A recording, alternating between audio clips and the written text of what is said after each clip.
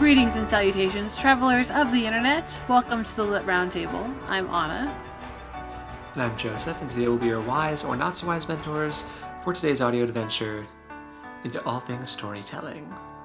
And dear listener, this is going to be the final episode of the Lit Roundtable podcast. Yep. It's been a beautiful thing for the last 5 years for us. Yeah, it's been really fun. But it's also... Yeah, we started in a time where we were looking for outlets. Mm-hmm. And life was kind of stagnant, at least for me. Mm-hmm. And that is just not the case anymore. Yeah. We are both very busy people. Yes. Currently. Yes. You're getting married. I'm getting married. I'm in school. I mean, we did this through my graduate program. And through the start of your undergrad, your second undergrad. Mm-hmm. Mm-hmm. And it was really nice to have that touch point where we could connect and like share. Like we knew that we had scheduled times we were going to be able to talk about what was going on in our respective schooling because we like talking about that stuff. And also just yap about the stuff that we're passionate about. But part of my getting married is also becoming a stepmom officially. Yeah. And so adding kids to the mix is also an added factor here. Mm-hmm. But I also don't want her to ever listen to this. Not that she will. But if she ever were to, I don't want her to listen to this and think, oh, it was my fault that this passion project ended. That is not the case. It is just one of many factors. And I don't want Blake to feel that way either. So, yeah. Because it's not just me that's busy. It's also Joseph that's very busy. Yeah, I mean, I've got undergrad stuff, and so, like, I'm a full-time student, and I work part-time, and I also run a D&D campaign, and you're married, and I have a spouse. Right. And, and, you know, we be doing things. Right. So it's just, time is a very valuable resource. Yes, yes. Yeah, we came to this conclusion mutually at the same time. Like, we were both thinking it. So, which I'm very grateful for. It wasn't like one of us was dragging the other one along for forever or, vice versa. Not one of us was having to do the dragging. This whole project has been very collaborative and very in sync for both of us, I think, the whole time. Yeah. So. It's been very fun. Yeah. It has been. So, I kind of want to just talk about, like, some of our favorite episodes that we did. Like, do you have any episodes that stand out to you in your mind that you're particularly fond of? Well, we did a bonus episode for the Patreon about Andy the Goose, which will remain not on the main pod, mostly because I very heavily believe it was a certain person that was the culprit of killing Andy the Goose. This is a small town lore thing that we talked about. And I don't want to get in any legal trouble for accusing someone of doing something that they didn't actually do. Yeah, you don't want to be accused of slander. But that one was really fun to record. But I feel like that's not fair to be like one of the favorites because people can't even listen to it. But I think that was the most fun I've had recording with you because we got to just like be the most obnoxious couple of goofballs. Conspiracy theorists and foil hats. Yeah, it was just fun. Yeah. What about you? That's a good one. I really liked getting to do like the historical things, like talking about Like the Shakespeare episode that we did. Like we talked about whether or not Shakespeare actually wrote Shakespearean plays. That was a fun one. We talked about That was an early the one. the death of Edgar Allan Poe. That one was good too. That one was pretty wild. Those are both ones that you led.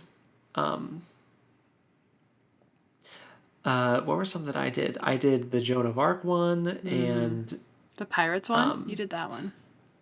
Pirates and Vikings, and I really liked the Pirates one because, there were just some really interesting things in there that I got to learn about while like researching for the video.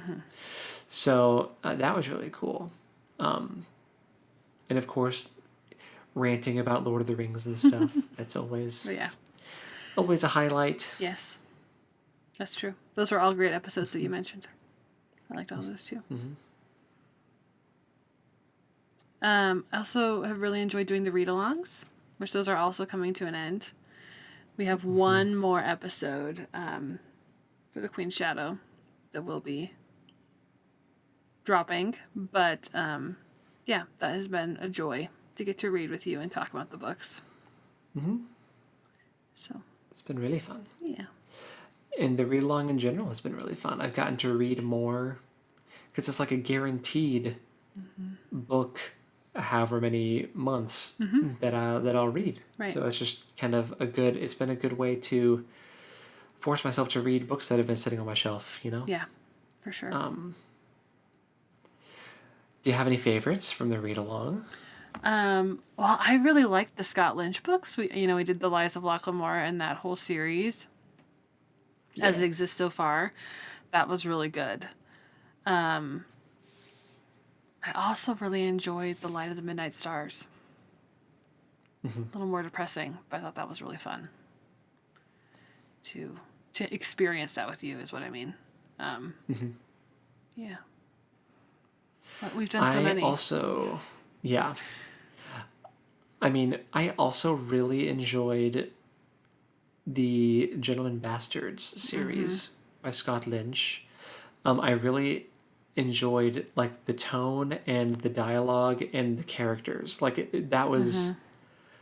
I don't know if I've ever been that invested in characters in like their relationship, like as friends, like Jean and Locke. And also Zabitha once she shows up in the third one. Spoiler, sorry, but it's a whole thing. I really enjoyed those, but also I really liked the Broken Earth trilogy. Oh yeah, I by kind of N.K. blocked that out. Jemisin. They were really good. Those are also like top tier books. Just in general, highly recommend them. All the time. Those are just like the technical writing, like like writing in second person is wild for some of those chapters. And so like just from the technical aspect of it, those were just really well executed. Yeah. So that was really a really cool experience. Those were both series that you got us started on. I forgot that the Broken Earth one was me, but you're right, because that was another case of they were sitting on my shelf on my to be read list, and I was like, you know what? We're going to throw it on the read along possibilities and see what happens. Yeah. Yeah. Good finds. Appreciate you recommending them. Light of the Midnight Stars was also very pretty. It was very like I hesitate to say like artsy, but more like what's the word I'm looking for? Read my mind. Like aesthetic. Like almost more like poetic. Like yeah, it's very interesting. It's like it's a book version of how I described the 2005 Pride and Prejudice, where it's just very beautiful. Almost like ethereal. Right. Like, it's telling the same story as Pride and Prejudice is always telling. The cinematography of the 2005 version is so stunning. And the music Right. is so perfect. Right. And so Light of the Midnight Stars has kind of the same thing happening where the language is very, I think poetic is a good word. And ethereal too. I think those are both good words to describe it. But it has kind of that effect Yeah. of just being like Yeah. elevated in a way. Mm-hmm. And there's a heavy dose of folklore elements happening too. Yeah, and I really like that. I like the folklore stuff. Yeah. Gosh, we've read so much. That's crazy. We've read a lot. The There's also the silliest one that we read was the Dragonlance book. That one was very silly. It was fun. It was just goofy. just reading a D&D campaign, Yeah. basically. That was really funny. Sometime, so we are going to continue reading books together and talking about them. So sometime I do want to read more D&D books, but specifically fly the just- Forgotten. A fly just landed on my mic. Oh, wave him away. I tried. Shoo, fly. So I'm sure that sounds really weird. I wonder if I'll be able to hear that. Oh, I'm sure you will. I can't wait. Crazy. I hope you get to experience that, listener. I hope you get to hear the fly landing on the microphone. So the D&D books that I want to read are set in Forgotten Realms. So it's the same as Baldur's Gate 3, like that universe. Written by R.A. Salvatore, I believe. And specifically, there's a lot of books about a character called Drizzt, who's like a drow ranger or something. I know those are pretty popular. Well, and, like, he's a beloved character in the Forgotten Realms lore. Okay. So Well, don't be surprised if I make you read more Dragonlance books then. that's fine. For too. Raceland, specifically. Oh, is he the wizard guy? Right. Yeah. Yeah. The weird wizard. Man, you're right. We have read a lot of books because we also read the Joe Abercrombie, The first one. the first one of that, and then I read all three. That was the blade itself for this. They don't remember. The first Law trilogy. Man. Also the A Magic Steeped in Poison. That was really fun. Yeah. That one was one of mine. That one was really good. Yeah. I really loved the art on that one. The cover. Oh, Tress of the Emerald Sea. Speaking of covers. Oh, yes. And art. Oh, that one was so good. I loved Tress so much. It's such a good palate cleanse too. After finishing the Broken Earth trilogy. So we're gonna read Mistborn together. I'm gonna the reread. I will know things going into the reread, but I'm also like gonna have to keep my eyes out for Hoyd because he's there. Right. I just don't remember because he can like change what he looks like, and so I don't know which character. I don't remember which like random NPC he is. Right. I'm excited to keep an eye out for him as well. Yeah, that's gonna be really interesting.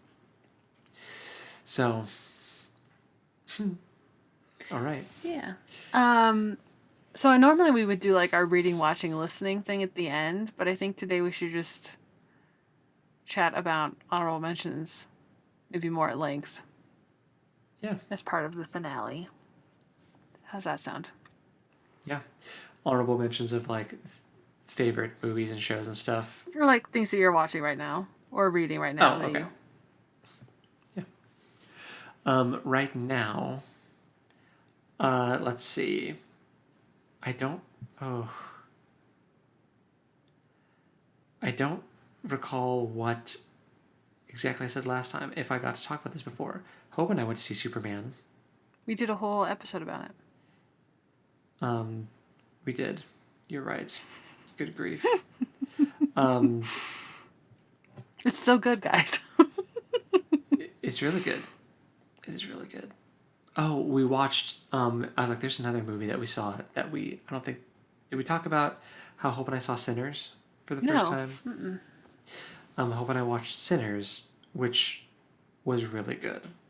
Is that the vampire one? Yes. Okay. With Michael B. Jordan. Yes.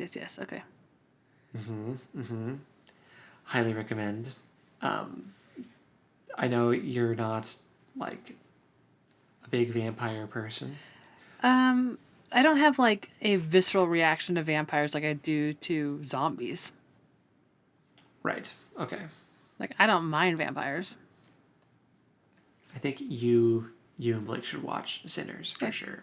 I think I saw it on HBO and was like, ooh, we should watch that. Yeah, that's where we watched it. Some date night when kiddo is not home. Correct. You cannot watch that one with a small child. No, we are being so cautious now after the Superman incident. Not that Sinners would even be kind of close to like something we would watch with her, but geez Louise. Yeah. We do not want to repeat having to walk out of a theater. It was not a good time for anybody. So.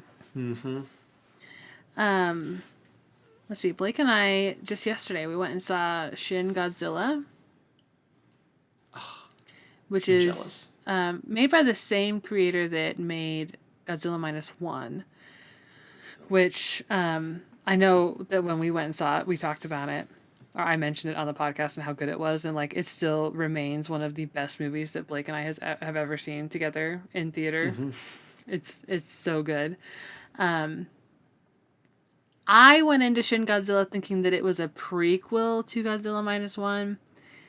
It is not. They are separate things. So I was very confused. And the only reason I thought that was because it was the same creator. So I was like, oh, he like, I don't know. So started out very confused. It's still good. It's not anywhere near as good as Godzilla -1. Just saying. The atomic breath in Shin Godzilla so you've seen it. Is insane. I've seen clips. Yeah. I haven't seen like the whole movie. Okay. But just like he's got like his atomic breath is like a blowtorch. Right. Like, and then a laser. And he shoots lasers out of his back. Like Godzilla's doing stuff in this that I was like, why wasn't he doing that in Godzilla -1? If he could do that, why wasn't he doing it? So I mentioned that to Blake and he was like, oh, this was not a prequel. And also I was like, if this is a prequel, how does Godzilla become not a statue and come back? And also it's pretty clear that Shin Godzilla also takes place after World War II, but quite a bit later. Like after Godzilla -1. Yeah, I thought it was like a more modern time frame. Right. So I was just confused for most of the movie. Because I was like, I do not understand how these are going to tie together at all. That's because they don't. They're not supposed to. Different alternate universe. Right. It wasn't quite as gripping, but it was still good. Just different. So, anyway. But the previews. There was a preview for Demon Slayer Infinity Castle, and I was so excited. Blake was like, you were wagging. And I was like, I know, because I was just like shaking my arms and my legs. I was like, what's happening? Anyway, that was really Have exciting. you still not read the manga for that? No, I have not. Oh man, you're in for it. I know. And now I'm trying to get Blake caught up so that I was like, we have work to do. Oh man. So, we came home and watched a couple more episodes of season 1. But, yeah. So I'm excited about that. That's going to be really good. That's going to be really good. Yeah. Blake's funny because he was like, it started playing and you got excited. And I was like, oh, I'm trying to look for characters that are recognizable. Which, like, he's only in season 1. So the only character that's... And we haven't met half the characters yet. So the only 2 or 3 that he might recognize would be Nezuko, Tanjiro, and Giyu. And he saw Giyu and he was like, oh, I think that's the one that put the bamboo in her mouth. And then Tanjiro popped up and he goes, oh, I think that's Gon. It was very funny. He's right. No, he's not That wrong is at all. That's gone.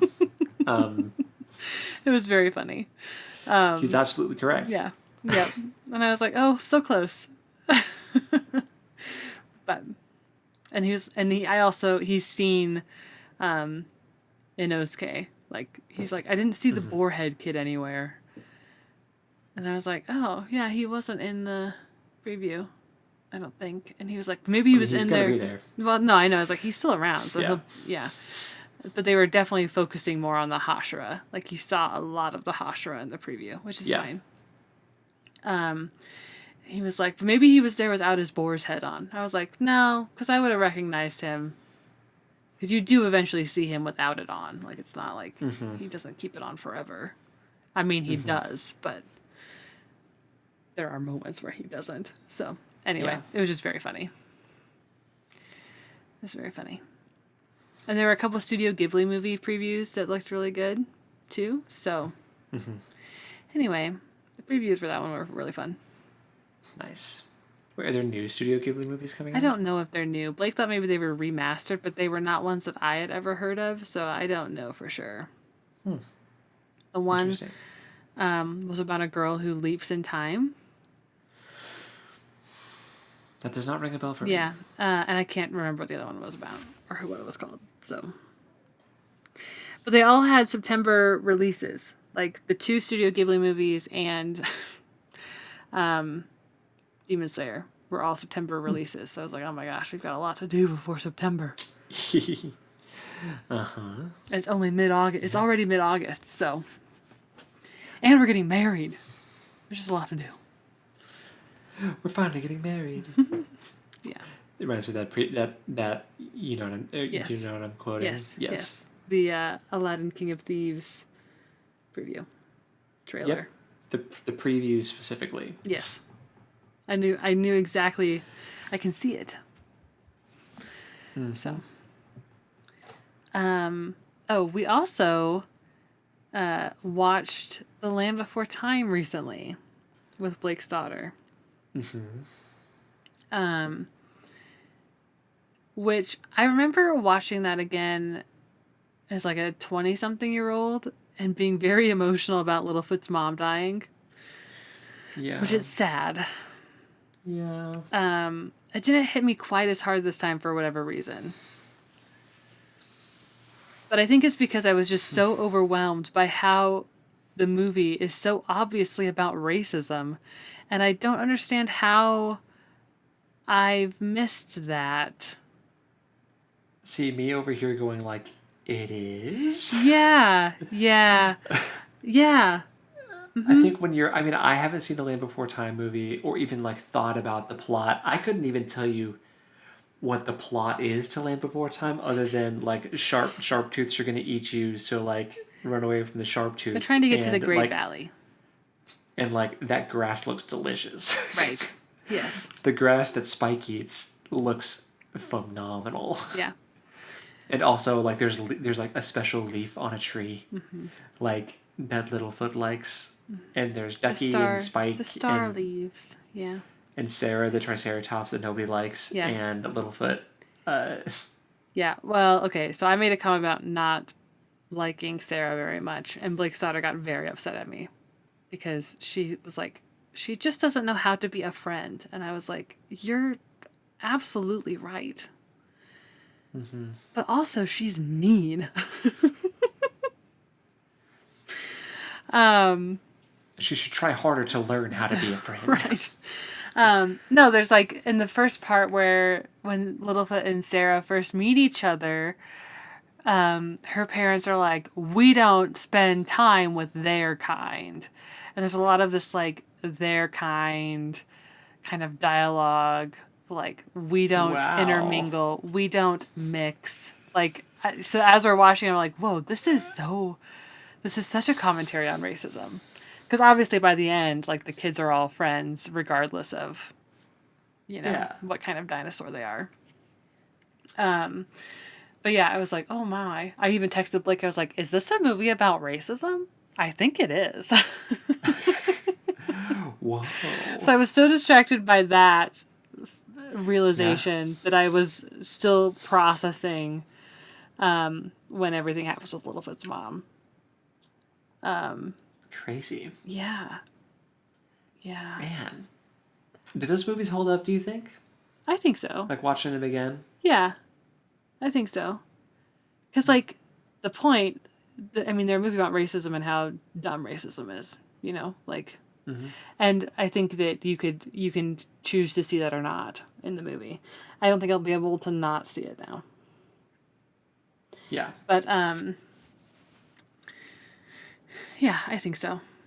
Because it's also, like, there's so much in it about learning how to be a friend and learning how to grieve, which is crazy. Like, honestly, that movie's doing a lot for what it is. Also, okay, so I was not allowed to say that Sarah was mean, but Blake's daughter did continuously call Spike dumb. She was like, he's so dumb. Right. And I was like, he's literally a minute old. He's so dumb. Right. And I'm like, he's a baby. I know he's bigger than the other ones, but he's a baby. He doesn't talk because he's dumb. And I'm like, he doesn't talk because he's a baby. It was very funny to see the perspective from a kid. I know it's hard to understand that babies that aren't human can just walk right away because Right. that's not how human babies Correct. work. But trust me, this dude Spike is 2 days old. Yeah. Right. He might seem more mature than he is, but don't let it fool you. That's funny. She really liked Ducky, which is fair. Ducky is the best. Yeah. Everybody loves Ducky. Yeah, it was fun. It was fun to share that with her and to have that experience again. So. Nice. Speaking of experiences, I'm really excited because I guess I'm sure you've seen it already on TikTok, but the movie that's coming to theaters on like There's so many. the weekend of the 20-somethingth, this coming weekend, I think. Okay. Yeah, the 23rd, 24th in select theaters. K-pop Demon Hunters is going to be in theaters. Ooh. Okay. Did not know that. That's good to know. We'll maybe have to see if we can track that down because Blake Sauter would just be in seventh heaven. Mm-hmm. Okay. Yeah. Okay. I'm gonna have to look for that. Now that you guys have a theater again, maybe they'll show it. Maybe they don't seem to. I mean, they get like new releases. I don't know if they will get K-pop or not. Okay. But we'll have to look because that'd be awesome. Yeah. Mm-hmm. That'd be awesome. Mm-hmm. Freaky Friday, we watched that, and then we went and saw the new one. Oh wait. Okay, I was gonna ask you because I know the new one just came out. I really wanted to see the new one, which I know is silly. I was like, this is dumb, but I do want to see it. It's nostalgic, you know. But it was really good, and the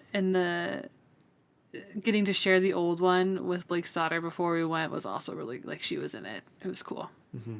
It was cool.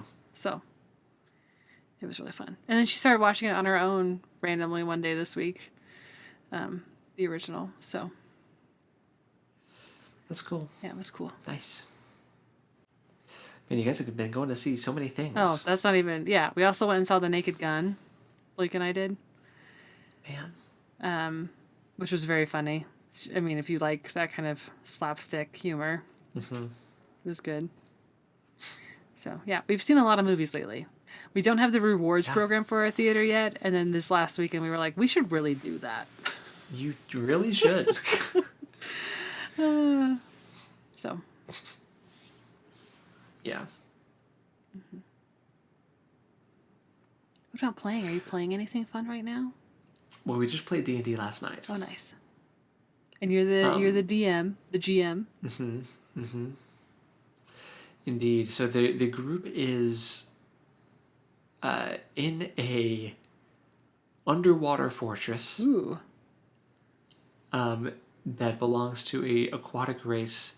Well, it's occupied by an aquatic race of evil fish people called the Sahuagin. Oh. And they're trying to like gather information because they're going to attack their main town soon, probably. And they just interrupted a ritual to summon the avatar of their deity, which is Sokola. Oh, I was close. Which is the avatar of this deity is like a two-headed shark. Okay. And so they're gonna have to duke it out with this two-headed shark in the next session. And they aren't exactly in tip-top shape. Uh-oh. So we will see what happens. Uh-oh. If they can cantrip the avatar of a deity to death. Crazy. It's gonna be interesting for sure. Yeah. Fun. Should if you want to watch Critical Role.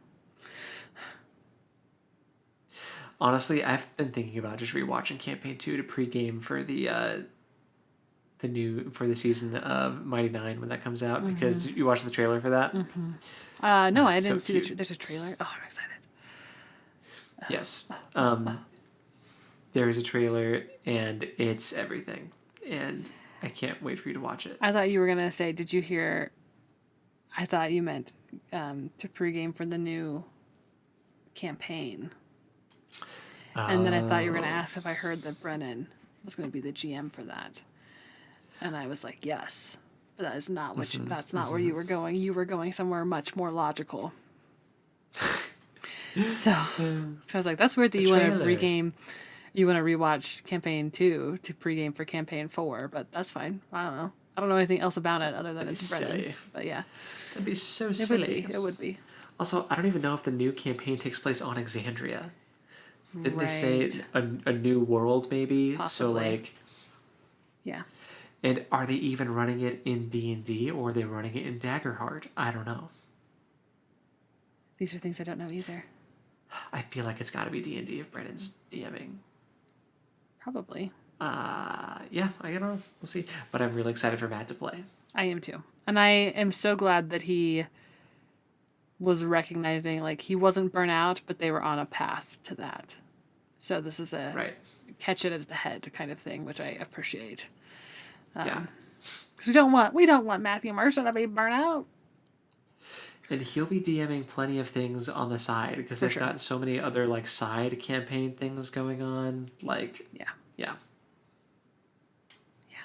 I need to get back in. I need to get back in. That'd be a good thing to watch while I'm doing wedding flower stuff. Yeah. 'Cause you don't have to actually watch, you can just listen. But also Yeah. watch. In fact, the episodes are also on Spotify. You can actually just listen if you That's true. if you need to. I could. But I like to be able to look up and see their goofy faces. Yeah, it's true. Their goofy, beautiful faces. When something silly happens. For sure. Yeah. For sure. But yeah, you wouldn't get the flask jokes from Sam if you're listening. Or all the different T-shirts with Matt's face on them. Oh, he's gonna do that to Brennan for sure. Oh, I He's hope gonna... so. I hope so. You should. Anyway, these are good things to look forward to. So yeah, play D&D. Nice. And I've got a handful of games that I need to play. Oh, Hope and I played that Rising Sun expansion for Dominion. How was that? That was very fun. Good. It's Japan themed, Nice. so that was really cool. Awesome. New mechanics that were mind bendy, but like cool and interesting. We like that. We like that. There's like a debt system. Oh, interesting. Yeah, it was very interesting. Yeah. We'll have to play it at some We point. will. For sure. Next time we're in the same place. You know, well, that might be when you're Getting married. I was just going to say, yeah, for my wedding. We'll play Dominion at my wedding. Yeah, Why not? we'll just set it up at the reception, and Don't bother us. We're playing Dominion, everybody we invited to be here. yeah, we're fine. Oh, gosh. I see no problem with this. I've been playing Tears of the Kingdom, Yes. which has been really fun. Been collecting all of my teardrops. I have one left. Oh, So, snap. yeah. Do you know where it is? Northeast. I've got all of the towers on the left-hand side of the map, in the middle, and I just got this is so funny. I just got the Zora map for the fish people. Which is funny that your D&D campaign is doing fish people right now. Yes. So when I played Breath of the Wild, I don't know if this is intentional. Like if the game is set up this way that you do that one first, or if it's just what has happened to me twice now. Is that I'll unlock Zora and then I'll start talking to people and be like, oh, I understand the objectives here. I know I talked to people in the other places I went, and there were clear objectives there. But this is the one where I'm like, actually, before I go find the next tower, I'll do some of these.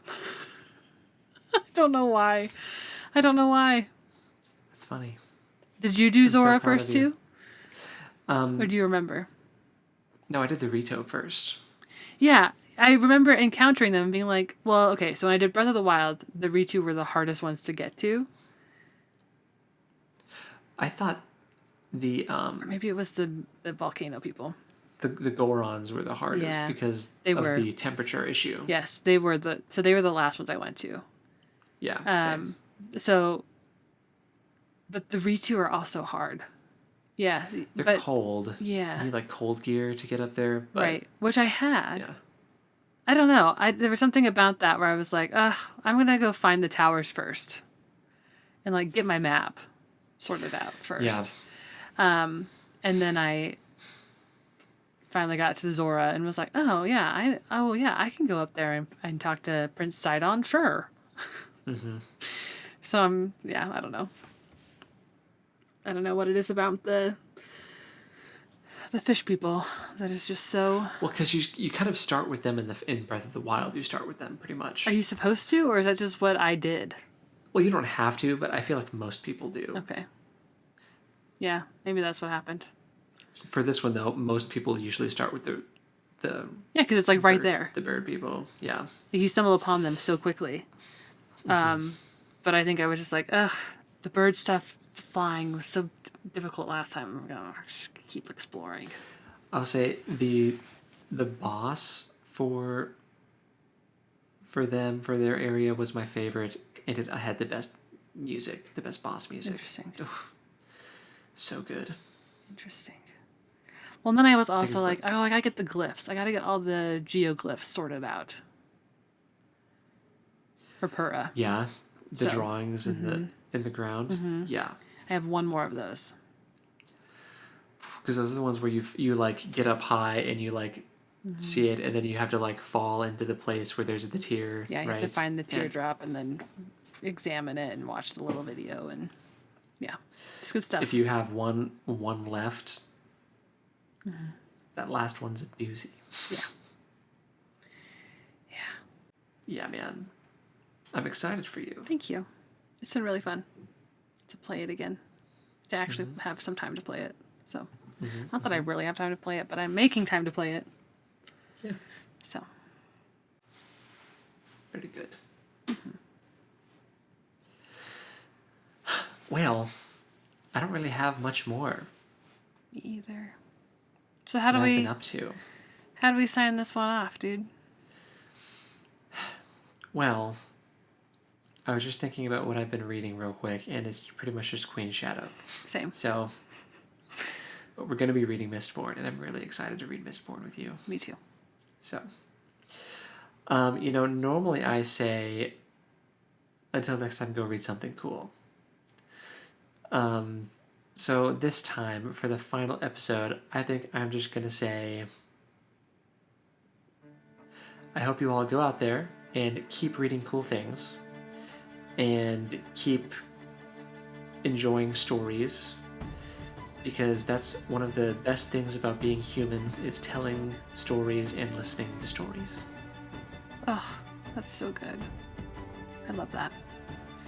And I normally say talk at you next time, but instead I will say go find someone that you can talk to about the cool stuff you're reading and the cool stories that you're ingesting, whatever way that is. Because the world only gets better if we talk to each other. So, oh man. Well,